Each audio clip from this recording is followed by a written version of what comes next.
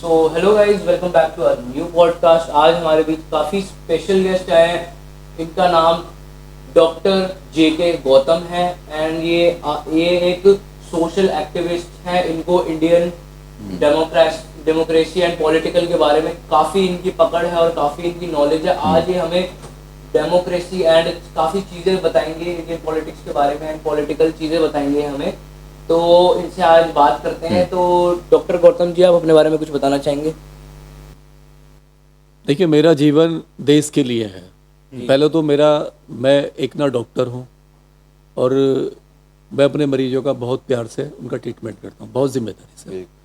दूसरा, एक जिम्मेदार नागरिक होने के नाते, एक भारतीय होने के नाते मेरी जिम्मेदारी है कि जो देश में जो भी ज्वलनशील मुद्दे हैं, जो हमारे देश को, लोकतंत्र को मजबूत करते हैं, मैं उन पर अपनी बात रखूं। और सरकार कोई भी हो, चाहे बीजेपी हो, चाहे कांग्रेस की हो, चाहे आम आदमी की हो, अगर सरकार अपने मूल्यों पर नहीं उतर रही है खरी, जो वो देश की जनता से उसने वादे किए हैं, अगर वो उन पे नहीं आती है, उन वादों को उन फॉलो नहीं करती है, तो मेरी कोशिश होती है कि मैं उन मुद्दों को देश की जनता के सामने उठाऊं, ताकि सरकार कहीं ना कहीं प्रेशर में आए और उन मुद्दों पे काम करे।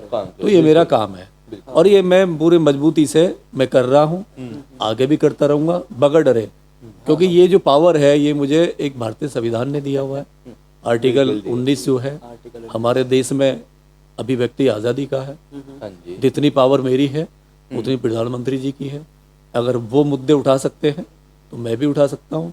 ये बराबर का अधिकार है, क्योंकि वो भी इसी देश के नागरिक है, मैं भी इसके देश का नागरिक हूँ। तो और मेरी तरह पूरी दुनिया, पूरे देश के जितने भी लोग हैं, उनको अपनी जिम्मेदारी समझनी चाहिए। और सरकार कोई भी हो, बगैर डरे, क्योंकि ये जो आज़ादी है ये हमें गिफ्ट में नहीं मिली है। बिल्कुल, इस आज़ादी के लिए हमारे जो पूर्वज, जो हमारे महापुरुष, जो वॉरियर, भगत सिंह जैसे, जिनकी कल जयंती थी, हमने मनाई है, ठीक है, तो उन्होंने बड़ी भरी जबानी में अपनी कुर्बानी दी है, बहुत सारे लोगों ने। तो आज़ादी हमें फ्री में नहीं मिली है, ये समझ लीजिए, ठीक है। तो हमने उस आज़ादी की गरिमा को बना के रखना है। तो सरकार कोई भी हो, मजबूती से सवाल उससे पूछने चाहिए और देश हित में हमेशा देश सबसे पहले होना चाहिए। हमारे पर्सनल मुद्दे बाद में है, पर्सनल इशू बाद में है, लेकिन देश, राष्ट्र सबसे पहले है। और राष्ट्र के बीच में जो भी आएगा, एक्स वाई जोड़, चाहे मोदी हो, चाहे राहुल हो, चाहे केजरीवाल हो, चाहे मायावती हो, चाहे कोई भी हो, हम उससे सवाल पूछेंगे, हम उसकी आंखों में आंखें डाल के बात करेंगे। हमारा राइट है, ये हमारा राइट है। बिल्कुल, ये प्रत्येक देश के जो नागरिक हैं उन सबका राइट है और ये हमारे नौकर हैं। अब समझ लीजिए, ये जितने भी मैं नाम ले रहा हूँ, जो भी बैठा हुआ है, चाहे सुप्रीम कोर्ट का जज हो, चाहे हाई कोर्ट का जज हो, चाहे देश का कोई सीएम हो या पीएम हो, वो पब्लिक का नौकर होता है, पब्लिक का मालिक नहीं होता है। ये कोई राजतंत्र नहीं है, ये जो ना प्रजातंत्र है, ये डेमोक्रेसी, ये लोकतंत्र है। लोकतंत्र में वोट की पावर जो होती है वो प्रधानमंत्री चुनती है, मुख्यमंत्री चुनती है, एमएलए विधायक चुनती है। तो समझ लीजिए, जितने भी लोग हैं ये हमारे नौकर हैं और हमारे टैक्स के पैसे से इनको खाना मिलता है। जो हमारे, जो हम एवरीडे जो लोग सामान खरीदते हैं और जो टैक्स देते हैं सरकार को, हमारे पैसे से इनके बच्चे पलते हैं और हमारे पैसों से ये हवाई जहाजों में सफर करते हैं। अच्छा सर, देखिए, बड़ा क्लेम है। तो अब आपने मुद्दों की बात उठाई दी है, तो मैं बोलना चाहूँगा कि सरकार ना आज के टाइम पे बहुत करती है, बेटी बचाओ बेटी पढ़ाओ, लेकिन उसकी सेफ्टी का क्या, सेफ्टी का ध्यान ही नहीं रखा जाता। क्या है? देखिए, आज़ाद, जब से देश आज़ाद हुआ है, हाँ जी, ठीक है, तो आज़ाद भारत में पहली बार ऐसा हुआ जब हमारे मोदी जी आए देश में, तो बनते ही इन्होंने एक नारा दिया था कि बेटी बचाओ और बेटी पढ़ाओ का। बिल्कुल, इससे पहले जितने भी प्रधानमंत्री आए हैं, चाहे लाल बहादुर शास्त्री एक आइकॉन, चाहे अटल बिहारी वाजपेयी, राजीव गांधी, इंदिरा गांधी खुद महिला थी, हाँ जी, उससे पहले भी जो हमारे जो बने हैं, नेहरू जी, उन्होंने कभी भी इस तरीके से बेटी के बारे में कभी नारा नहीं दिया, बेटियों के बारे में। तो हमें लगा, या देश की जनता को भी लगा कि बहुत अच्छी बात है अगर देश के प्रधानमंत्री अगर महिलाओं की सुरक्षा पे इतनी बड़ी बात करें और एक नारा एक सेट कर रहे हैं नारा कि महिलाओं पे हम काम करेंगे और महिलाओं को पढ़ाएंगे, बेटियों को, और उनको बचाएंगे, लेकिन मुझे ऐसा लगता है कि उस नारे पे 10 साल बाद भी मोदी जी खरे नहीं उतर पा रहे। अच्छा क्योंकि खरे क्यों नहीं उतर रहे हैं? क्योंकि महिलाओं पे जो जुल्म हो रहे हैं, जो रेप हत्याएं हो रही हैं, वो बढ़ी हैं, कम नहीं हुई। हाँ जी, बिल्कुल बढ़िया, बहुत केसेस आते बहुत केसेस बढ़े। आपने देखा होगा जब से सरकार बनी है, ठीक है रेप हो रहे हैं, हर सरकार में हुए, उससे पहले भी हुए। अब हमने निर्भया कांड भी देखा, बिल्कुल देखा, दिल्ली में हुआ, पूरा देश हिल गया, दुनिया में मैसेज गया, लेकिन सरकारों ने बड़ा सख्त एक्शन लिया।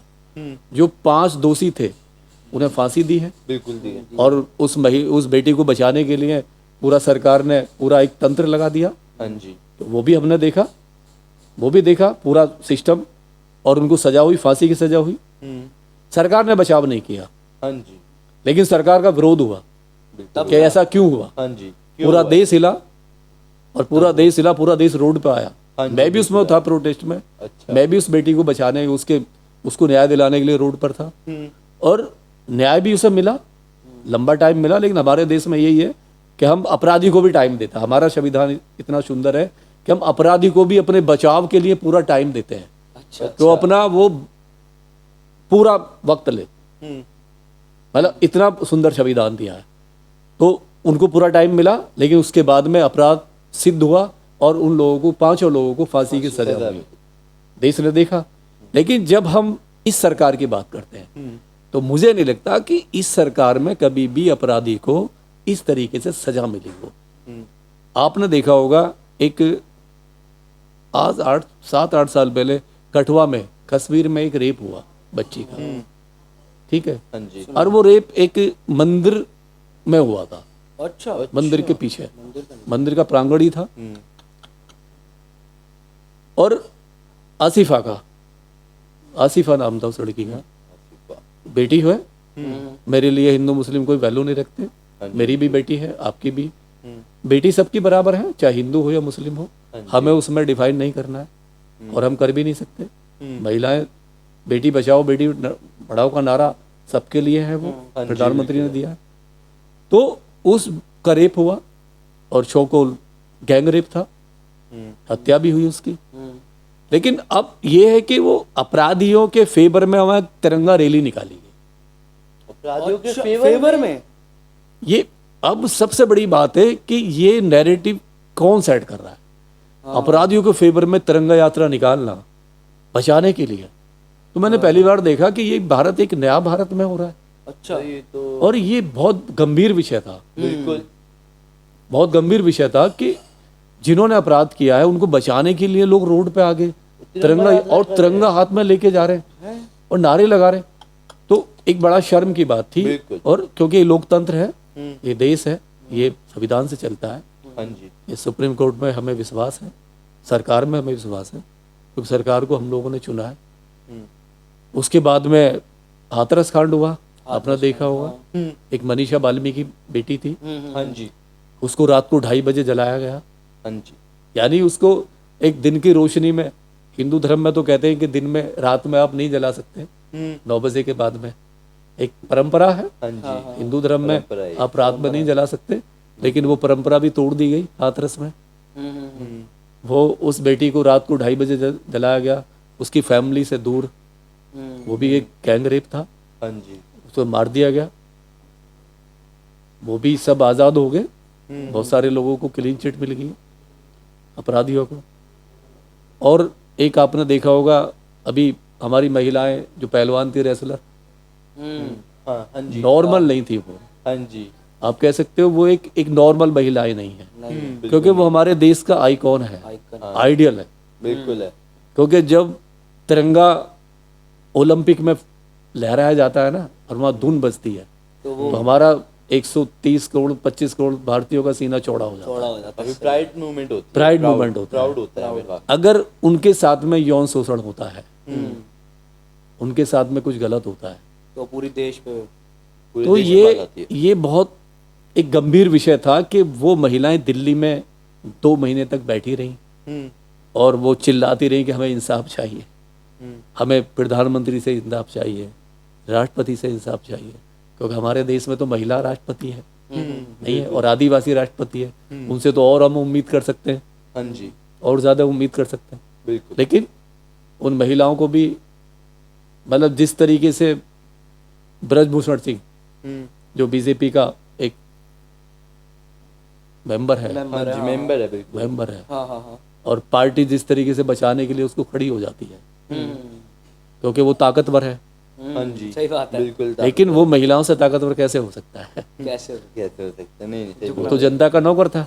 हाँ जी, लेकिन आप जनता के नौकर के साथ में इतना मजबूती से खड़े हो गए, और आपने उन महिलाओं को आपने किस तरीके से ब्रूटल तरीके से मारा, सबने देखा हाँ जी, कि उन पे विनेश फोगट जैसों पे जो अभी लड़की लाठी चार्ज हुआ, बिल्कुल। जूतों से गिरा के मारा, हाँ जी, तो ये एक मैसेज ठीक नहीं था महिलाओं के प्रति, बिल्कुल। बिल्कुल। महिलाओं के प्रति। और उसके बाद में मणिपुर हो जाता है। मणिपुर आपने देखा, हाँ जी, मणिपुर में जिस तरीके से महिलाओं को, चाहे आदिवासी महिलाएं हो या कोई भी महिलाएं हो, हमारे देश में तो महिलाएं सब बराबर हैं। बिल्कुल है, बराबर। तो वो जो नारा जो है वो बेटी बचाओ बेटी पढ़ाओ को तो सबके लिए है, सबके लिए। और जिस तरीके से उस नारे को क्रैश किया, यानी 70 दिन तक मालूम ही नहीं चला किसी को। वही आप देखो इस गोदी मीडिया, जो गोदी मीडिया गोदी में बैठ के ही ये शायद ये पत्रकारिता करती है, एक क्लिप 7 महीने तक, मतलब 70 दिन तक एक क्लिप ये लोग नहीं दिखा पाए कि मणिपुर जल रहा है, और वहाँ जो कारगिल में जिसने लड़ाई लड़ी, एक ऑफिसर जो कारगिल में लड़ाई लड़ी, जिन्होंने हमारे देश का गौरव पाया, उसकी महिलाओं को नंगा करके न्यूड करके वहाँ रोड पे जिस तरीके से उसके प्राइवेट पार्ट में टच किया भीड़ ने, तो बड़ा शर्म का विषय था। मुझे भी बड़ा देश की बात तो है। ये क्या है, ये क्या है? तो और आज भी आपने अभी देखा होगा अयोध्या में हुआ है, हाँ, अयोध्या में जो राम मंदिर है, राम। हाँ जी, राम मंदिर इसकी है। आस्था जुड़ी हुई है। राम से तो बहुत लोगों की आस्था भारत में जुड़ी हुई है, बाहर भी लोग बड़ा नहीं। और उसी राम मंदिर की सफाई करने वाली एक बेटी जो BA 3rd ईयर में पढ़ रही थी, और उसका 3 बार गैंगरेप होता है, 3 बार। 3 बार। ये तो ऐसे और केस तो मैंने सुने भी नहीं थे। 3 बार गैंगरेप होता है, और पुलिस खुद वहाँ की जो है उस लड़की पे कार्रवाई, मतलब उसके जो रेपिस्ट है उनके बचाव में आ जाते हैं। तो रेपिस्ट के बचाव में आ जाते हैं। जब लड़की थाने जाती है तो लड़की को ही उल्टा वो लोग भगा देते हैं, डरा धमका के, उसको डरा धमकाया जाता है, परिवार को डरा धमकाया जाता है प्रेशर से।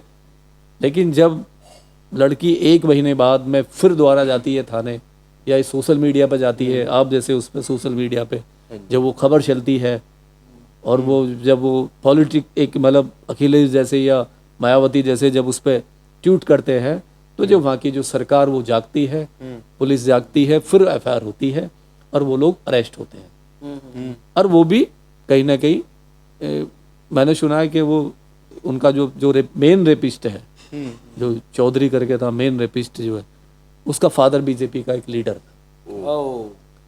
अब मैटर ये है कि ये तो राम मंदिर पे हुआ। हाँ जी, और आपने देखा होगा BHU में, अभी आपने देखा होगा कि अभी 6 महीने पहले जो MP में इलेक्शन हुए हैं विधानसभा के, हाँ जी, तो उसी टाइम पे इलेक्शन से 1 महीने पहले BHU जो है यूपी में, BHU यूनिवर्सिटी, वहाँ पे एक BJP के IT सेल का मेन IT सेल जो चलाता है, 3 लोगों ने रेप किया एक लड़की का।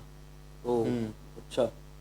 और रेप करने के बाद में वो खुद मतलब पुलिस वालों ने रेपिस्टों को बचाया, और उस लड़की को बोला कि जब वो लड़की थाने जाती है तो लड़की से कहते हैं कि हमने उनको अरेस्ट कर लिया है, आप जाओ, कार्रवाई हो गई है। लेकिन सबसे बड़ा चौंकाने वाला मामला ये होता है कि जब वो लड़की उनको MP के इलेक्शन में कन्वेंस करके देखती है यूट्यूब पे, वो वहाँ पे मतलब MP के इलेक्शन में BJP के लिए वहाँ प्रचार करते हैं। और वो लड़की को जब ये मालूम चलता है सोशल मीडिया के माध्यम से, अरे ये तो जेल में थे, ये क्या कर रहे हैं वहाँ पे, हाँ जी, तब वो लड़की दोबारा थाने जाती है, और उसके बाद में मामला वो हाईलाइट होता है, फिर वो पकड़े जाते हैं, अरेस्ट होते हैं। मतलब तो ये अभी इतना गंभीर मामले हैं, बहुत सारे, ये तो बड़े इशू हैं जिनको हम जानते हैं, जो सोशल मीडिया के द्वारा से आया है। और अभी बंगाल में हुआ है, बंगाल में मौमिता केस, बंगाल में जो डॉक्टर थी एक, उनको एक इतना वो एक डॉक्टर के साथ में, मतलब एक डॉक्टर के साथ में प्लान करके, हाँ जी, क्योंकि वो एक साइको तो है नहीं, हाँ जी, बिल्कुल, वो भी पुलिस का ही था, हाँ हाँ जी, वो भी कहीं ना कहीं पुलिस का ही मेंबर था वो, हाँ जी, जो डेली बेस पे काम करते हैं। जिस तरीके से उसने एक महिला डॉक्टर को नहीं छोड़ा, रेप करता है, उसकी हत्या कर देता है, और सरकार वहाँ की ढुलमुल रवैया अपनाती है। सरकार ने तो कुछ नहीं करा वहाँ। सरकार जिस तरीके से ढुलमुल रवैया अपनाती है, फिर वहाँ डॉक्टर लॉबी रोड पे आती है, आंदोलन करती है, बिल्कुल, फिर उस लड़की को न्याय मिलता है। अब तो उसे फांसी होने वाली है, फांसी की बिल पास हो गया है, हाँ जी, फांसी का हो गया। और आपने देखा होगा जिस तरीके से मणिपुर हुआ, ये सारा कुछ मेन घटनाएं हैं, और अभी रेप भारत में होते ही रहते हैं। बिल्कुल, और बहुत लेकिन- लेकिन सामने नहीं आते। हाँ, बहुत सारे केस हैं कि महिलाएं बता ही नहीं पाती हैं। कितनी महिलाएं हैं भारत में जिनके रेप होते हैं, वो थाने जाती हैं। हमारा समाज एक भारत में एक ऐसा समाज है कि घर वाले ही उसको कबूल नहीं कर पाते। हाँ जी, अगर कोई महिला का रेप हो जाता है, उसके साथ बदतमीजी होती है, तो डरती है वो कि अगर मैंने घर पे जाके बताया तो लोग मुझे ही दोषी साबित करेंगे। हाँ जी, ये यहाँ पे एक बन गया, हाँ जी, ठीक है, तो डरती है वो। फिर परिवार वाले प्रेशर डालते हैं उस पर कि नहीं, हमारा समाज में क्या होगा, सोसाइटी में क्या होगा, पड़ोसी में क्या होगा, पड़ोसी हमारी कहेंगे कि तुझ में ही कमी थी। हाँ जी, तो जो भी महिलाएं हैं बहुत मुश्किल से थाने तक जा पाती हाँ हैं, जी, और वो परिवार वाले जो हैं बहुत मुश्किल से थाने तक जा पाते हैं, बड़ी हिम्मत दिखा के, हिम्मत दिखाते बहुत हिम्मत दिखाते समाज में हैं, बेइज्जती। समाज में बेइज्जती ना हो, क्योंकि हमारा देश तो पुरुष प्रधान देश है। नारी का तो यहाँ पे ज्यादा कुछ रहा नहीं है, हाँ, हो नहीं है। नारी के लिए तो आप आज भी हमारा एक वो नहीं है। आप देखो घरेलू हिंसा कितनी होती है भारत में, आए दिन बहुत ज्यादा। तो और मीडिया का जो रोल है इसमें, मीडिया को तो मतलब मीडिया जो है, आपने देखा होगा कलकत्ता मीडिया एक साल तक, मतलब एक महीने तक खूब दिखा रहा है, रात दिन, हाँ जी, बहुत दिन, रात दिन अब 24 घंटे उनका ही चल रहा है, अब चुप शांत कर ठीक है। ठंडा। मणिपुर आज भी जल रहा है, मणिपुर में मीडिया साइलेंस था, साइलेंस। जबकि लोकतंत्र का तीसरा स्तंभ कहते हैं, डेमोक्रेसी का तीसरा स्तंभ है मीडिया। बिल्कुल, लेकिन वो स्तंभ बिल्कुल क्रैक हो गया है, उसमें दीमक लग गई है, क्योंकि वो बेटियों में भी भेदभाव करने लगा। हाँ जी, अगर वो मणिपुर को इतनी तरीके से दिखाता, हाथरस को दिखाता, हाँ हाँ हाँ, अयोध्या वाले को दिखाता, कानपुर में हुआ उससे तो दिखाता, उस पे भी काम होता, पब्लिक कहती। अभी जन्माष्टमी जो गई है अभी, हाँ जी, जन्माष्टमी से 2 दिन पहले जो अभी फर्रुखाबाद में ही शायद अभी यूपी में जो 1-2 बच्चियों ने जो सुसाइड किया है, हाँ हाँ जी, अभी आपने देखो सुसाइड किया है, सुना है। और उसी मंदिर उसी रात को, जन्माष्टमी वाली रात को, जब वो बच्चियां घर मंदिर के लिए निकलती हैं और उनको वो मंदिर तक नहीं पहुंच पाती हैं, और रास्ते में ही उनको वहीं पे उनको पेड़ पर लटका दिया जाता है। अब 2 लड़की, समस्या ये है कि 2 लड़कियां आपस में फांसी कैसे लगा सकती? हाँ जी, बिल्कुल, हाँ, नहीं हो सकता। नहीं है, वो भी दो सहेली आपस में, हाँ जी, तीसरी की मदद होगी। और पुलिस ने जिस तरीके से सुसाइड का केस बनाया, कहाँ है मीडिया, कहाँ पे? कहाँ है सीबीआई? सवाल ये है कि मीडिया अपना रोल यहाँ पे बिल्कुल भी, नहीं निभा रही। मीडिया ने पूरा सरेंडर कर दिया है, पूरी तरीके से सरेंडर है। हमारे लिए मणिपुर की बेटी बराबर है, हाथरस की बेटी बराबर है, कठुआ की बेटी बराबर है, कश्मीर कानपुर की बेटी, बराबर। कश्मीर की बेटी बराबर है। हमारे लिए सारी बेटियां सारी बराबर बेटियां है, बराबर क्योंकि है, हम सही देश बात के जिम्मेदार नागरिक हैं। हाँ कल को उनके साथ हो रहा है, हमारी बेटी के साथ हो सकता है। हाँ, बिल्कुल, अगर हम उनके साथ खड़े नहीं होंगे तो हमारी बेटी के साथ कौन खड़ा होगा? कोई नहीं होगा खड़ा। सरकार की ये जिम्मेदारी बनती है कि सरकार बेटियों के मामले पे बहुत सेंसिबल रहे, खड़ी रहे मजबूती से, और अपराधियों में खौफ पैदा हो। बिल्कुल, वो ये ना देखें कि अपराध करने वाला कोई पॉलिटिशियन है, कोई बिजनेसमैन है, या कोई गुंडा है, कोई बाहुबली है। नहीं, अगर जब इनको फांसी लगेगी तो आम पब्लिक में दहशत होगी, आम पब्लिक डरेगी। बिल्कुल, लेकिन लेकिन- बड़े लोग कुछ नहीं कर हाँ, पाए, हम हम हाँ, क्या कर लेंगे? ये है कि जब बड़े लोगों का उनका नहीं हो रहा तो हमारे क्या होगा, ये है। तो हम सरकार से अपील करते हैं आपके चैनल के माध्यम से कि सरकार इस पे सोचे और इस पे महिलाओं के प्रति एक्शन लिया जाए। तो मैं आपसे ये पूछना चाहूंगा, जैसे प्रोटेस्ट होते हैं, जैसे अभी प्रोटेस्ट अभी हुआ था कोलकाता केस में कितने प्रोटेस्ट हुए कोलकाता थे? में कितने प्रोटेस्ट हुए थे, और वहाँ की सरकार बड़ी शांत थी कोलकाता की, और वहाँ पे लाठीचार्ज किया था लाठीचार्ज protesters था पे, प्रोटेस्टर जो में, वो जो सही कर रहे सही थे। कर रहे हैं, जस्टिस के लिए कर रहे हैं। हाँ जी। देखिए क्या है, मैं फिर कह रहा हूँ, भारत में बहुत सारे केस होते हैं रेप के। होता क्या है, जाति धर्म देख के उनकी एफआईआर लॉन्च होती है ज़्यादातर अच्छा, इस देश में। जब ये दलितों पे होता है ना, SC ST पे, तो उनकी जाति देख के उनकी एफआईआर होगी, यानी एफआईआर करने के लिए भी उनको संघर्ष करना पड़ेगा। बताओ। राजस्थान में बहुत सारे केस हुए, चाहे बीजेपी की सरकार है, कांग्रेस की सरकार में बहुत सारे केस हुए, जहाँ चंद्रशेखर जाता है, हाँ जी। वह धरना देता है, फिर एफआईआर होती है, पब्लिक जाती है, धरना देती है, एफआईआर होती है। ठीक है, अब जब प्रेशर से, अभी आपने देखा, अभी बिहार में हुआ है, बिहार में एक रेप हुआ बच्ची का, अभी हुआ है। अच्छा, मैंने भी नहीं सुना। 13 अगस्त की रात को, यानी 15 अगस्त को देश आज़ाद हुआ और 13 अगस्त की रात को उस लड़की को वहाँ से उठा लिया जाता है। ठीक है, उसके घर से उठा लिया जाता है। लड़की आदिवासी, महादलित, अच्छा। ठीक है, उसको उठा लिया जाता है और उठाने वाले राजपूत वहाँ के, और उस लड़की को रेप होता है और उसके प्राइवेट पार्ट्स भी काट दिए जाते हैं, ये चेस्ट वगैरह काट दिए जाते हैं, और उसके वेजाइना में कम से कम 20-30 चाकू के निशान, जो रिपोर्ट कहती है। उस पर मेरा इंटरव्यू भी आया, मैंने 15 अगस्त को इंटरव्यू किया है। मैंने एक चैनल पर बैठ के 15 अगस्त को मुझे इतना पैनिक हुआ कि यार देश आज़ादी कैसे मनाएगा, कैसे ये परिवार कैसे मनाएगा, कैसे मनाया दादी, बिल्कुल सही उसको एफआईआर कराने के लिए संघर्ष करना पड़ा वहाँ पे पब्लिक को, क्योंकि वो एक आदिवासी एक लड़की थी, वो वहाँ पे एक जो ना महादलित लड़की थी। बात। अच्छा। प्रॉब्लम ये है, वहाँ सरकार किसकी है, किसी की भी सरकार हो, मैं ये नहीं कह रहा, सरकार किसकी है, अपराधियों को बचा रही है, आज भी अपराधियों को बचा रही है।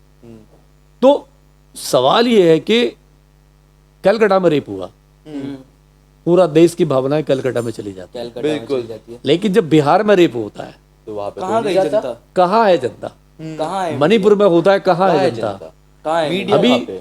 खुद अयोध्या में जहाँ राम, पुरुषोत्तम राम, जिनको हम आस्था का केंद्र मानते हाँ हैं, जी। और उस बेटी की क्या गलती थी कि वो बेटी राम की सेवा कर रही है, भगवान राम की सेवा कर रही है, और उसका रेप हो जाता है, और वहां पूरे अयोध्या वासी भी उसके साथ खड़े नहीं होते।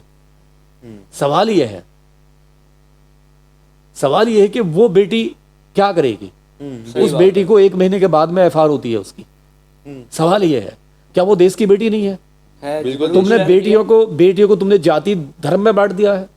सवाल यह है, कलकत्ता में रेप हुआ, जिस तरीके से कलकत्ता की सरकार ने सारा सिस्टम झोंक दिया उस अपराधी को, उसको सजा देने के लिए, कई बार वहां पे प्रिंसिपल को सस्पेंड कर दिया, डीन को सस्पेंड कर दिया, IB बैठ गए, CBI को केस दे दिया। अगर इतनी ही तत्परता बाकी स्टेटों में सरकारें दिखाएं तो ये हाल ना हो देश का जो आज हो रहा है। बिल्कुल। और बल्कि और मीडिया ने जिस तरीके से उसे उछाला है, अगर वो अयोध्या के केस को उछाल था, तो आपने देखा अयोध्या के केस को? नहीं। आपने देखा फर्रुखाबाद के केस को? नहीं देखा। राजस्थान के केस, राजस्थान के केस को देखा आपने? नहीं देखा। बिहार के केस को देखा आपने? नहीं देखा सर, कोई भी क्यों? क्या कर रहा मीडिया? ये शो नहीं कर रही, शो ही नहीं कर रहा। तो ये लोकतंत्र के मुंह पे तमाचा है। हमारा देश संविधान से चलता है, डेमोक्रेसी है, और तीसरा स्तंभ कहते हैं इसको, मीडिया को। और ये मीडिया में इसमें दीमक लग चुका है, बिल्कुल। ये किसी भी दिन गिर जाएगा, क्योंकि जिस तरीके से देश की जनता को सोशल मीडिया में बिलीव हुआ है, आज हर आदमी सोशल मीडिया देखना चाहता है। हाँ, बिल्कुल बिल्कुल सोशल मीडिया देखना चाहता है, इस मीडिया को लोग छोड़ रहे हैं। तो हमारी अपील ये है मीडिया से या सरकार से कि महिलाओं के मुद्दे पे थोड़ा काम करें, काम क्यों, अपराधियों में दहशत हो।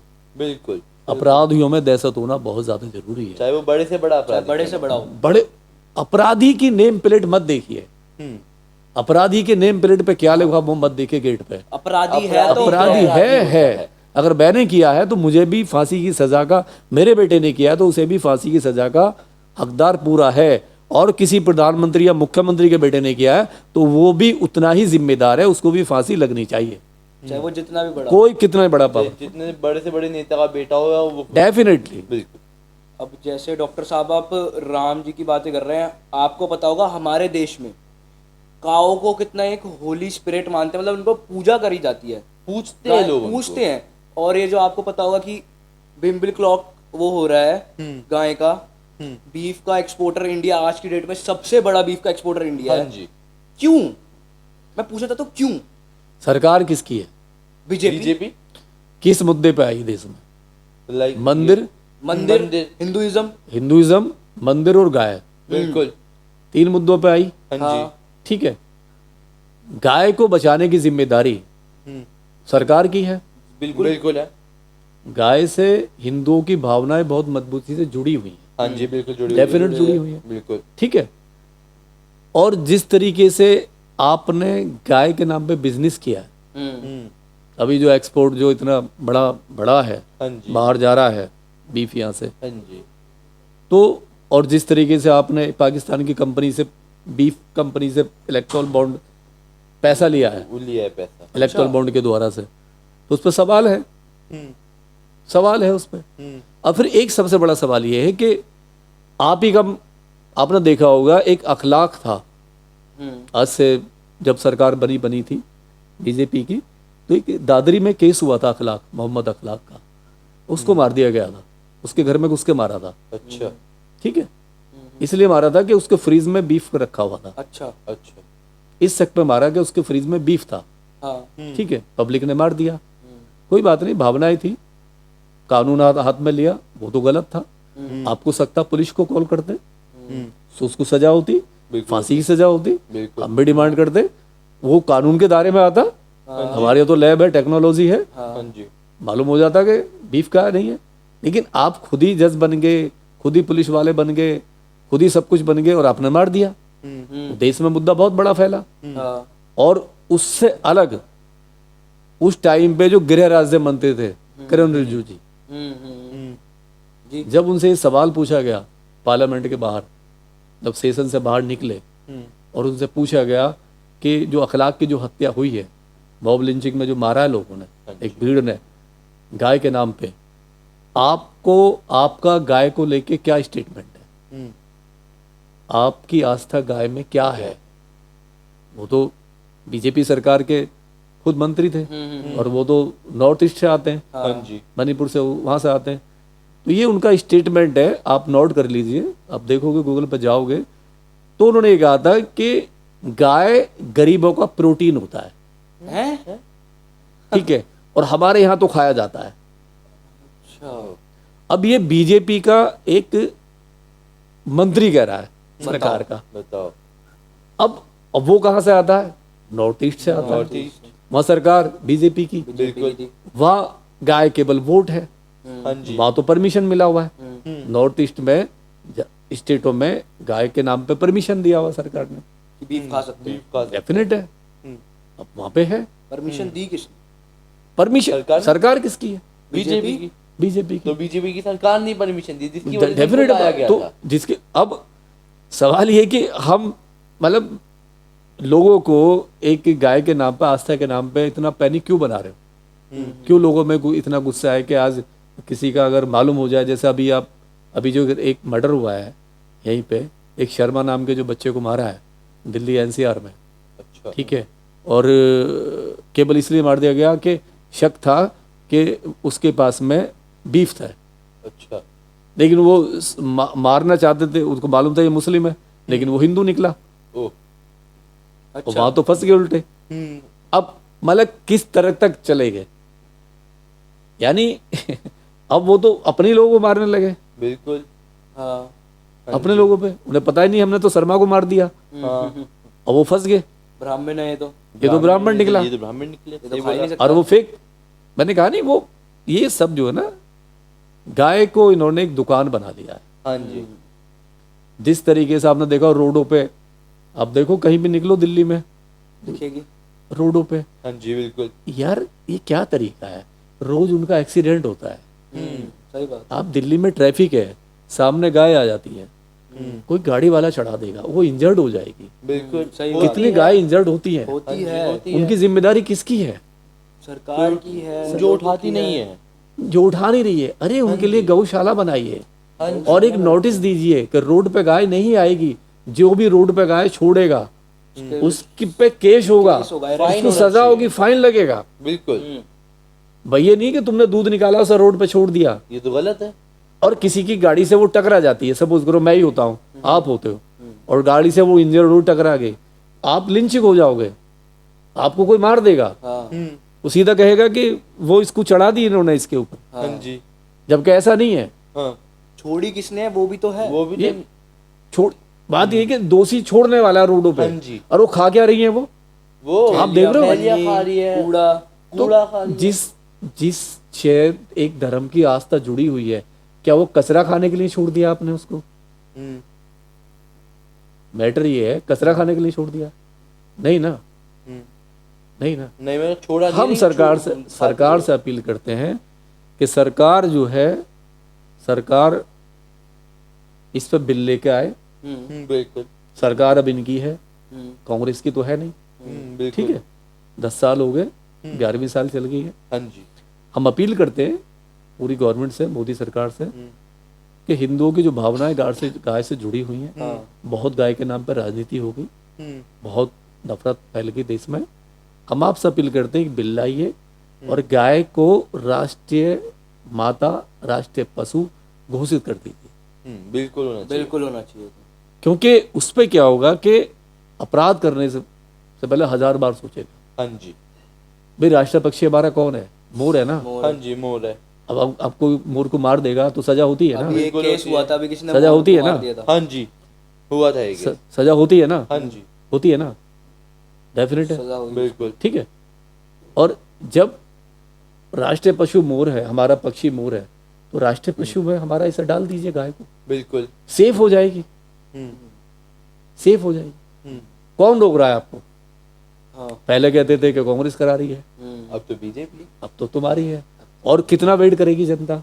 कितना 10 साल से ज्यादा हो गया। 10 साल, ये 11वां चल रहा है। अब आप फिर कहोगे जी हम अब कब आएंगे, फिर कर देंगे, ये तो अब बेवकूफ बना रहे हो, हाँ जी। ये तो लोगों की भावनाओं से खेल रहे हो। सही बात है। ये नहीं होना चाहिए। कब तक खेलोगे? खेल ही रहे वो, खेल ही रहे हैं। कब तक इसके लिए लोग प्रोटेस्ट भी करते हैं। एक तो मेरे को ये नहीं समझ आता सरकार का कि लोग जो प्रोटेस्टर होते हैं, जो अच्छी चीज के लिए प्रोटेस्ट करते हैं, उन पे लाठीचार्ज होता है, उन पे स्मोक बॉम्ब फेंकते हैं, ये किस लिए? आंसू बम फेंकते हैं। मतलब क्या ही है? क्या है हमारे देश में आज़ादी बड़ी मुश्किल से मिली। हाँ जी। आसानी से तो मिली नहीं है। 900 साल गुलाम रहे। हाँ जी, सही बात है। बिल्कुल। समझ गए ना? 900 साल, यानी 319 लोग मात्र अफगानी भारत में आए हाँ जी, और पूरे भारत पे राज करते। और राज करके। अब सोच लो 319 मात्र। चाहते तो हमारे देश में इतने सारे लोग थे, जूते मार के भगा देते उनको। बिल्कुल भगा सकते थे। नहीं, 319 को हाँ। इतने बड़े देश पे शासन कर लिया। फिर अंग्रेज आ गए। 2 आए थे वो सिर्फ, और 2 से अपनी पूरी वो कर ली उन्होंने। अब देखिए ना, कमियां ये है कि हमारे लोगों में कुछ लॉबी एक ऐसी है कि डिवाइड एंड रूल के ही दम पर वो चलते जा रहे हैं। उस टाइम पे भी वही था। उस टाइम पे भी कुछ लोग ऐसे थे जो दलाल टाइप के थे, हाँ जी, जिन्होंने उनको 319 लोगों को घुसने दिया, हाँ जी, बिल्कुल। लालच में देश को बेच दिया। अंग्रेजों के टाइम पे भी यही हुआ, हाँ जी, लोग दलाली करी। लेकिन जो लोग प्रोटेस्ट करते थे उनको आतंकी कहते थे। हाँ जी, आतंकी बोला जाता है। सरदार भगत सिंह को आतंकी कहा, हाँ जी, उधम सिंह को आतंकी हाँ कहा, जी। नहीं, सुभाष चंद्र बोस को आतंकी कहा। बहुत लोगों को बोला गया। क्यों बोला गया? क्योंकि ये सारी चीजें रही हैं, ये सारी चीजें रही। तो हमें ये करना है कि हमें इन चीजों पे जाना ही नहीं है। हाँ हाँ, हाँ सही जी, बात है। बिल्कुल नहीं जाना। हमारी जिम्मेदारी है कि प्रोटेस्ट करते रहना चाहिए। ये लोकतंत्र है, बिल्कुल हक है हमारा। हमारा हक है। हाँ जी, सरकार गलत करेंगी, सरकार अपने वादों पर नहीं उतरेंगी तो हम करेंगे प्रोटेस्ट। बिल्कुल वो करेंगे। हमारा राइट है, संविधान में दिया हुआ है, वो संविधान में दिया, उसे हम थोड़ी ना छोड़ेंगे, बिल्कुल। करते रहेंगे। तो डॉक्टर साहब, आप मेरे को ये दिल्ली के, जैसे हम सारे दिल्ली के, दिल्ली में अभी केस हुआ है, दिल्ली के सीएम जो है हमारे अरविंद केजरीवाल जी, दारू कांड जो हुआ है, मनीष सिसोदिया जी बीच में तिहाड़ चले गए हैं। हाँ जी, तो ये आप इस तिहाड़ केस जेल के बारे में वो कुछ क्या है? बताना चाहेंगे? देखिए क्या है, केजरीवाल जी का क्या है ना, केजरीवाल जी एक्सपोज हो गए। ठीक है, केजरीवाल जी अपने आप ही एक्सपोज हो गए, हो चुके हैं, बिल्कुल सही। ठीक है। सबसे पहले कहा मैं गाड़ी नहीं लूंगा, लाल बत्ती नहीं लूंगा, गाड़ी भी ले ली। फिर कहा घर नहीं लूंगा, घर भी ले लिया। वीआईपी बड़े बड़े उसमें नहीं बैठूंगा, वो सब हो गया, नहीं हो है। गया। और ये पहला मुख्यमंत्री है देश का जो निकम्मा था, नाकारा। निकम्मा नाकारा यूं क्योंकि बता रहा हूँ ना, जब कोई मुख्यमंत्री चुन जाता है, बन के आता है ना, तो उसके पास पावर होती है, बहुत पावर। होम मिनिस्ट्री उसके पास रहती है, ठीक है, सीएम की कुर्सी वो रहती है, और 4-5 मंत्रालय ऐसे होते हैं उसके बाद जो इस पे वो काम करता है, बिल्कुल, जिस पे वो काम करता है, ठीक है, बहुत अच्छी तरह से। इन्होंने कहा कि मैं कोई मंत्रालय नहीं लूंगा, अच्छा, बोला इन्होंने, और सारे मंत्रालय दे दिए सिसोदिया को, बाकी लोगों को, यानी खुद निठल्ले बैठ गए, मौज करेंगे। मतलब खुद जो है बैठेंगे आराम से और ये लोग काम करेंगे, तू बैठ के खाएगा। ये पहला सीएम है पूरे देश का, पहला सीएम इतिहास में जब से देश बना है, ठीक है। तो हमें निकम्मा तो सीएम चाहिए ही नहीं, नहीं चाहिए, नहीं। हमें चाहिए सीएम जो पॉलिसी लेकर आए। अब ये जो पॉलिसी ये शराब वाली जो लेके आए, लिक्विड वाली जो पॉलिसी लाई है शराब वाली, मैं इसका सख्त विरोध करता हूँ। उसकी वजह है, इन्होंने जो जगह जगह जो शराब के जो टेंडर, दारू के ठेके खुलवाए ना पूरी दिल्ली में, कॉलोनियों में, कितनी कॉलोनियों में, जहाँ पे झुग्गी बस्ती, जहाँ पे ओबीसी एससी एसटी रहते हैं, जहाँ गरीब लोग रहते हैं, वहाँ पर ठेके खुलवा दिए। हाँ जी, खुलवा रखे। और ठेके क्यों खुलवाए कि जो वहाँ का युवा है, युवा वो एजुकेशन में ना आए, वो घर से निकले, शाम में जब दारू का ठेका होगा तो वहां से खरीदेगा, उसे पिएगा, स्कूल की जरूरत ही नहीं है उसको। यानी उसे गुलाम बनाने का तरीका बहुत आसानी से, अगर किसी को गुलाम बनाना हो, किसी को भी, तो सबसे पहले आप उसकी एजुकेशन छीन लो, कमजोर कर दो, बिल्कुल, तो वैसे ही गुलाम बन जाएगा। बिल्कुल।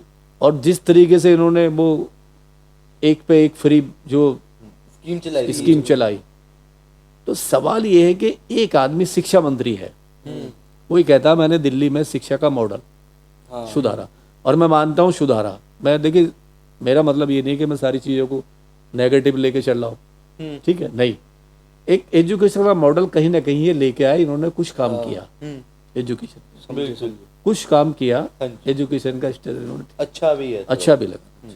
लेकिन आप एजुकेशन मिनिस्टर होते हुए, ठीक है, आप एक हाथ में तो आपने किताब ले ली, एक हाथ में दारू की बोतल ले ली, तो बैलेंस कैसे करोगे? नहीं हो पाएगा बैलेंस, ठीक है। आप एजुकेशन भी देना चाह रहे हो, आप शराब की बोतल भी बांट रहे हो, तो बच्चा एजुकेशन लेगा, फिर शाम को घर पे आके दारू पिएगा। हाँ।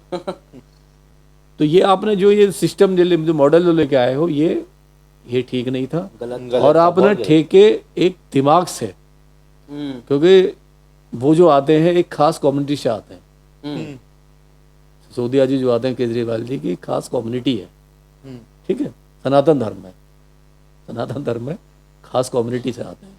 और जिस तरीके से उन्होंने शराब के ठेके मुस्लिमों की बस्तियों में, दलितों की बस्तियों में खुलवाए हैं और उनको नशे पर डाला है, मैं उसका घोर विरोध करता हूँ। बिल्कुल करना भी, बिल्कुल। और आप देखिए कि सोसाइटी में कहाँ ठेके, दिल्ली में जितनी सोसाइटी है, कई हजार सोसाइटी हैं, कभी ठेका देखा आपने उनमें?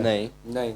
जूते से मारेंगे, पढ़े लिखे लोग हैं, हाँ जी, एजुकेटेड है वो, हालांकि शराब वो भी पीते हैं, वो डेली पीते होंगे, लेकिन ठेका नहीं खुलने देंगे। उनको अपने बच्चों को, जो अपने बच्चों को देखना है, वही तो ये क्या है, इसका हम विरोध करते हैं। बिल्कुल। और ये पब्लिक ना, ये देश के जो दिल्ली वाले बहुत समझदार हैं, बेवकूफ नहीं है, वो जानते हैं हाँ जी, हमने किसको चुनना है, किसको नहीं चुनना है, बिल्कुल, ठीक है।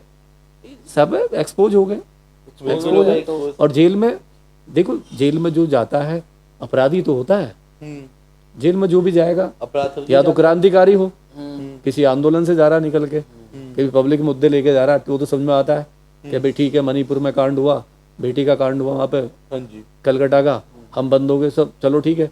लेकिन हम तो शराब के उसमें जा रहे हैं ना, आप शराब के उसमें जा रहे हो, फिर आगे ढोल नगाड़े से कह रहे हो जी मैं तो विजय रथ पे आया हूँ, आपका मालाओं से स्वागत हो रहा है।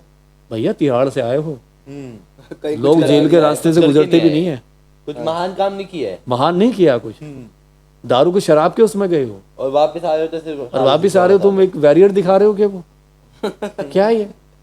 तो ये देश की जो पब्लिक है, दिल्ली के जो लोग हैं बेवकूफ नहीं है, हम सबको मौका देते हैं। बिल्कुल। हमने कांग्रेस को 50-60 साल शासन दिया ना मौका, हाँ जी। इसी देश की जनता ने दिया, बिल्कुल। मोदी जी को भी दे दिया है, लेकिन जब उतारती है ना बहुत तगड़ा मारती है देश की जनता। डेमोक्रेसी है ये, बिल्कुल। जनता है ये, बहुत तगड़ा मारती है। हमारी अपील है कि ये लोग सुधर जाएं, इसको हाँ जी बिल्कुल। संविधान में विश्वास रखें, देश के कानून में विश्वास रखें, और जो लोकतंत्र है, जो डेमोक्रेसी है, जो जनता है, जनता से जो वादे करके ये लोग आते हैं हाँ हाँ उन पर खरे उतरे, बिल्कुल खड़े होते उन पर खरे उतरे। नहीं तो देश की जनता है जवाब अच्छी तरह देना देगी। जानती है, बहुत अच्छी तरह। तो डॉक्टर साहब जैसे आप बीजेपी की बात कर रहे हैं, हिंदुइज्म, मैं ये पूछना चाहूँगा, ये बीजेपी ने इस जो इस साल इलेक्शन हुए हैं इसमें हिंदू मुस्लिम क्यों बांट दिया? हिंदू का देश है ये, हिंदुइज्म का देश है खाली, मुस्लिम का नहीं है क्या ये देश? क्या इसमें क्रिश्चियन नहीं रहते? क्या इसमें फारसी नहीं रहते? सब रहते हैं। सब रहते हैं इसमें। ऐसा क्यों हो रहा है? ये पॉलिटिक्स ऐसे क्यों करी जा रही है कि एक हिंदू और मुस्लिम में एक दरार पैदा की जा रही है? ऐसा देखो क्यों? हमारे देश में मुस्लिम भी है, हिंदू भी है, क्रिश्चियन भी है, सिख भी है, पारसी भी है, सारी जैन जाति भी है, सब है। सारे लोग हैं, ठीक है। हिंदू मुस्लिम में क्या है कि बड़ी मुश्किल से हमारा देश ना एजुकेटेड पे हुआ, एजुकेशन पे हुआ, बहुत मुश्किल से।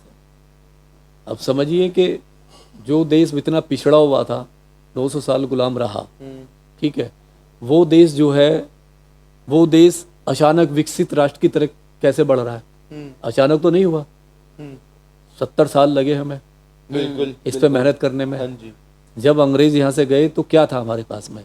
कुछ भी क्या नहीं था, IIM कुछ भी था, नहीं था, कुछ नहीं था, IIT थे, एम्स थे, नहीं थे। बड़े बड़े डैम थे, नहीं थे, नहीं थे कुछ ना, नहीं था। नहीं, कुछ नहीं था ना। हम्म, सरकार ने वो चीज स्टेबलाइज की, वहां पे स्थापना की उस टाइम की गवर्नमेंटों ने। एजुकेशन में आए, IIM खुले, IIT खुले, खड़गपुर जैसे, एम्स।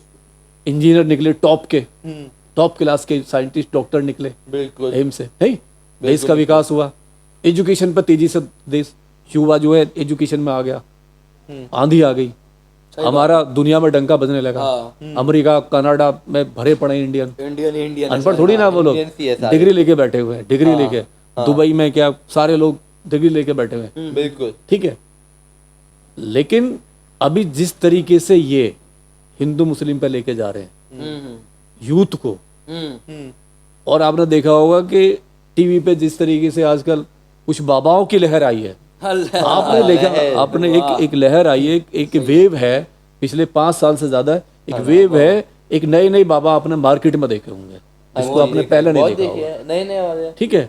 आसाराम का तो आपने पहले सुना होगा, बहुत दिन से, राम रहीम आसाराम का, तो ये तो फेमस शहर है। हाँ जी। अलग अपराध किया, अपराध है, जेल में गए, अलग बात। लेकिन अब जो नए नए आ रहे हैं, क्योंकि आसाराम ने कभी नहीं कहा, एक गलत, मतलब आसाराम ने गलत किया, उसकी सजा उसे मिली, लेकिन आसाराम ने ये नहीं कहा कि किताब मत उठाओ, या जब बीमार पड़ोगे तो हॉस्पिटल मत जाना।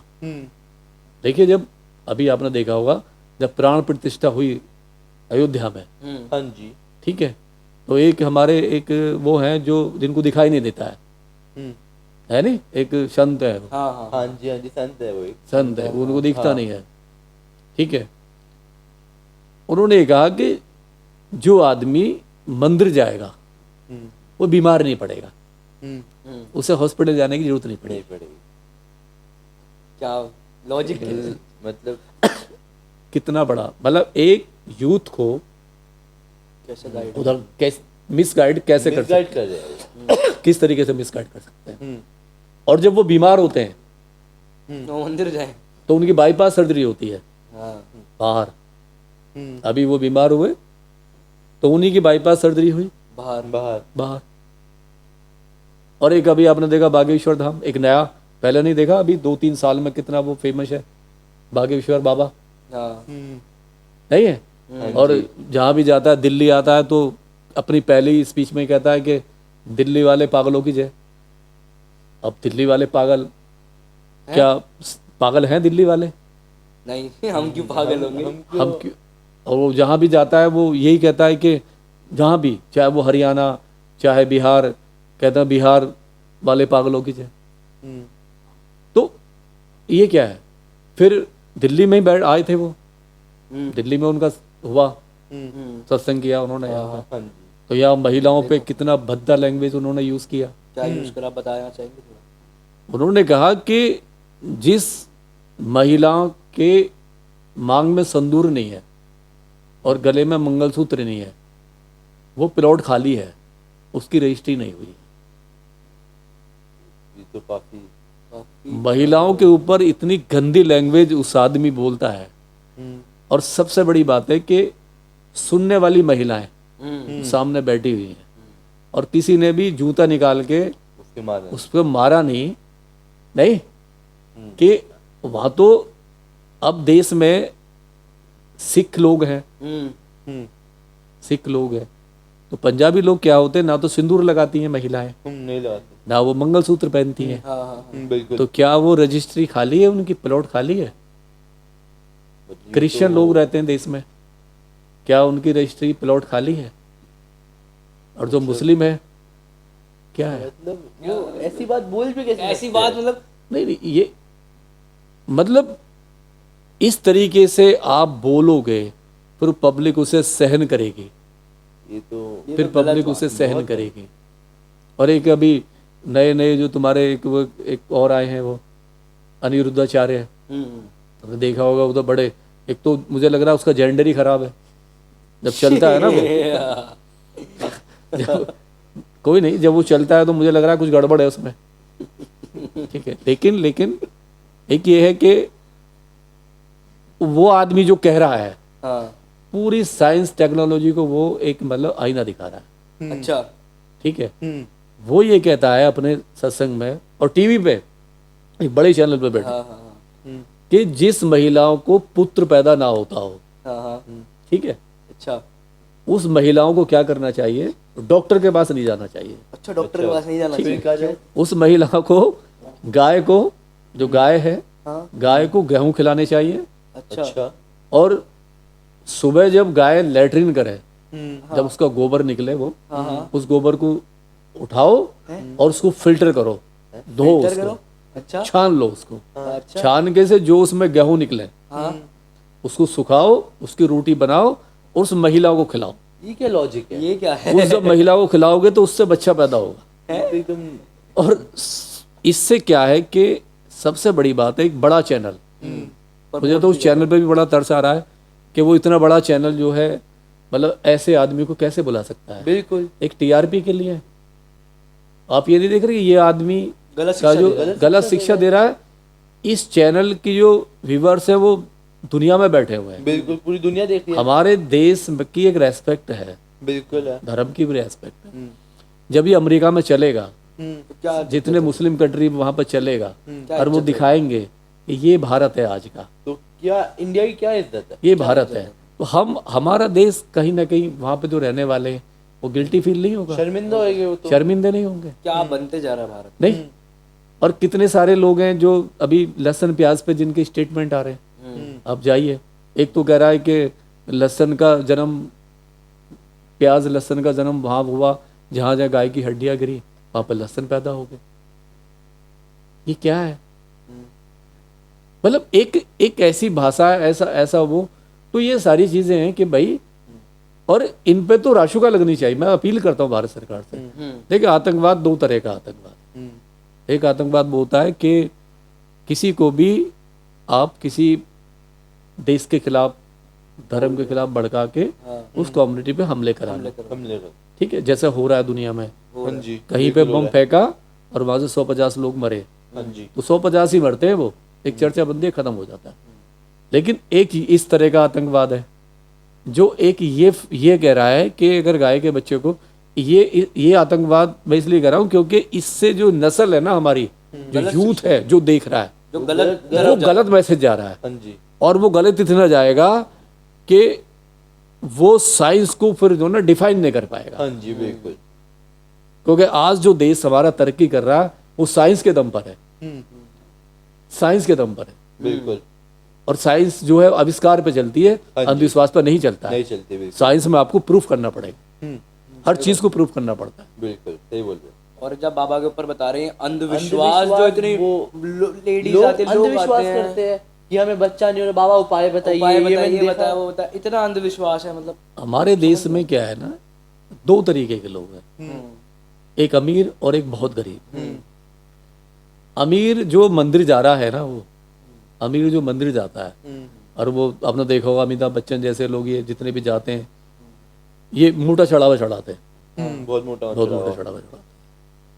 तो ये ठीक है, चढ़ावा चढ़ा दिया, ठीक, उनके पास पैसा चढ़ाने को है। एक गरीब आदमी है जो 500-400 रुपये कमा रहा है। जहाँ गरीबी है वहाँ बीमारी भी है। बिल्कुल, गरीबी बीमारी एक दो पार्ट है गरीबी बीमारी के। जहाँ गरीबी है वहाँ ज़्यादा बीमारी होगी। बिल्कुल। तो होता क्या है कि जब वो बार बार गरीब पड़ेगा, ठीक नहीं होगा, तो उसे लगता है कि यार अमिताभ बच्चन उस मंदिर गया और देखो वो कितना पैसे वाला है, नहीं शायद मेरा भी भला हो जाए। वो बाबा उपाय बता रहा है, नहीं शायद मेरा उसको दुख दर्द दूर हो जाए। क्योंकि वो एक तो पढ़ा लिखा नहीं है, हाँ जी, सबसे ज्यादा पढ़ा लिखा नहीं है, दूसरा गरीब है। पढ़ा लिखा नहीं होना और गरीबी होना दो अभिशाप हैं। तो फिर ये शांति उसके ना अपने उसके लिए, सुख के लिए, जो उनके दुख है उनको दूर करने के लिए और घर में शांति लाने के लिए, कुछ पैसे, कुछ मतलब घर की आर्थिक स्थिति ठीक हो जाए, उसके लिए वो उस रास्ते पे जाता है, अंधविश्वास के रास्ते पे। और उसको लगता है कि बाबा की चमक देख के कि बाबा हमारा सब कुछ ठीक कर देगा, जबकि ऐसा नहीं है। नहीं है, कुछ नहीं है। आपने देखा होगा टीवी पे आता है कि लक्ष्मी यंत्र, आपने सुना होगा। हाँ, लक्ष्मी यंत्र की जो कीमत है वो शायद 4-5 हज़ार रुपए,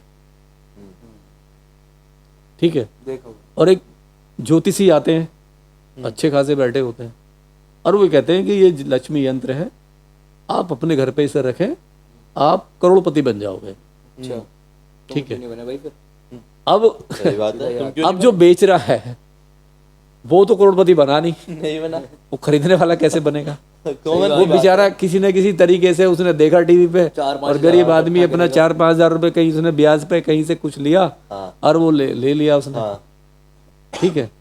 और आप देखो वो ही क्यों, अब चौराहे पे देखिए ताबीज बेचने वाले, हाँ जी, वो भी पूरा अंधविश्वास। ताबीज बेचते हैं, और वो कहता है कि ये जो अंगूठी है, ये जो ताबीज है, ये जो पत्थर है, ये इस पत्थर को पहनने से तू करोड़पति बन जाएगा, तेरी नौकरी लग जाएगी, तेरा ये हो जाएगा, तेरा बिजनेस हो जाएगा। लेकिन जब उसकी तरफ देखो ना, अरे वो तो इतना सारा लेके चल रहा है, वो क्यों नहीं हुआ? वो अरबपति, उस पर BMW क्यों नहीं आई? सही बात है। सवाल ये है उस पे क्यों कि नहीं है? उस पर BMW क्यों नहीं? उस पर तो BMW जो आदमी लेके चल रहा है उस पर तो मेहरबान हो। और फिर बागेश्वर जैसे पर्ची निकालते हैं, हाँ, पर्ची निकालते हैं ना वो, तो मेरी उनसे अपील है कि अभी जितने कांड हो रहे हैं, ठीक है, उन पर पर्ची क्यों नहीं निकालते? बिल्कुल निकल नहीं, अभी बाढ़ आई है, हाँ, लोग मर गए, रेप हुआ है बंगाल में, उससे पहले उसकी पर्ची निकाल देते, नहीं है, पर्ची निकाल देते। दूसरा, हमारे कश्मीर में जवान मरे, ठीक है, इतने सारे शहीद हुए थे पुलवामा में, उसकी पर्ची निकाल देते। पर्ची निकाली है ना, ऐसी पर्ची निकालो ना देश हित में हो। हाँ जी, आप उनकी क्यों निकाल रहे हो जो अंधविश्वास से ग्रस्त है? हाँ, नहीं, आप वो पर्ची क्यों नहीं निकालते कि जब कोई आतंकवादी बाहर से आ रहा है और वो हमला कर रहा है जवानों पे, उसकी पर्ची कौन निकालेगा? जब हमारे देश पार्लियामेंट पे अटैक होता है, उसकी पर्ची क्यों नहीं निकाली? सारा स्क्रिप्टेड होता है, सब वही है। स्क्रिप्टेड क्यों नहीं? तो ये सब अंधविश्वास से जितना आप जाओगे, देश कमजोर होता है, नस्लें कमजोर होती है। ये अंधविश्वास हमारे देश में कि मतलब एक नाशूर की तरह है। हम तार्किक लोग हैं, हाँ, सही बात नहीं है, हमारे यहाँ तार्किक लोग हैं। हमने भगत सिंह को पढ़ा है, भगत सिंह सबसे बड़े नास्तिक थे। अच्छा, भगत सिंह की जो जेल डायरी है, उन्होंने लिखा है कि मैं नास्तिक क्यों हूँ, आप पढ़िए उसको।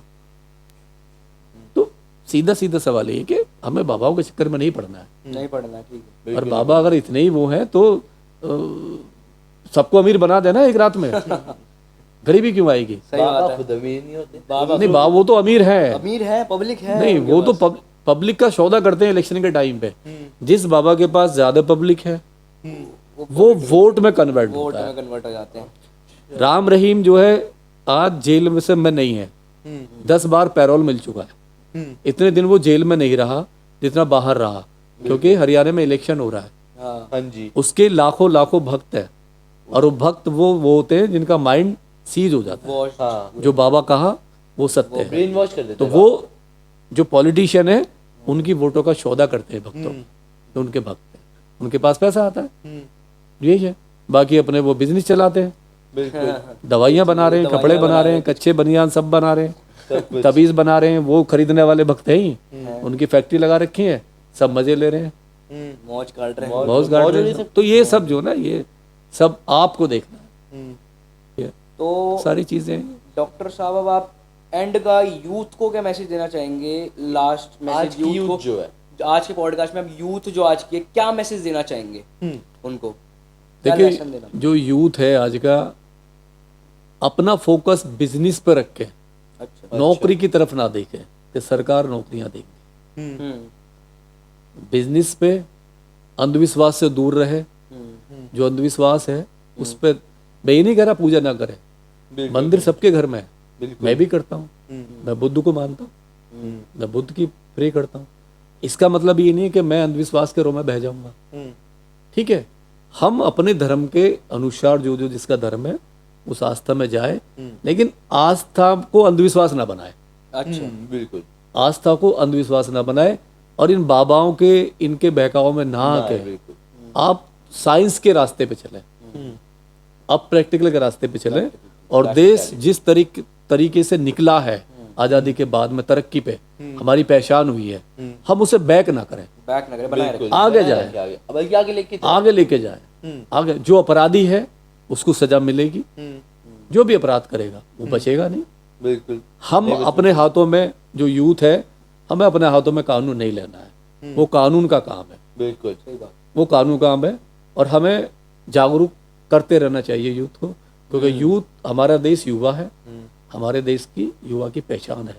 हाँ, और युवा को आगे आगे आना पड़ेगा, बिल्कुल। ठीक है, क्योंकि सरकार, हाँ, सरकार से सवाल भी करना है, युवा को पूछना चाहिए। बिल्कुल। तो डॉक्टर साहब, आज आपने काफी काफी सच्चाई दिखाई, काफी सच्चाई दिखाई है, मीडिया के बारे में बताया। तो गाइस, आप देख सकते हैं डॉक्टर साहब ने हमें कितनी सारी चीजें बताई है, कितने डार्क रियलिटीज बताई है हमको, कितनी reality of politics and democracy of the India, इन्होंने हमें आज पूरी उसमें बता दी है। एंड गाइस, आप सोच नहीं सकते, इन्होंने आज कितनी चीजें खोल दी हमारे सामने। तो प्लीज, हम सोच भी नहीं सकते थे। इस वीडियो पे कमेंट करना और शेयर करना, वीडियो को ज्यादा से ज्यादा लोगों में पहुंचनी चाहिए। So let's wrap up guys.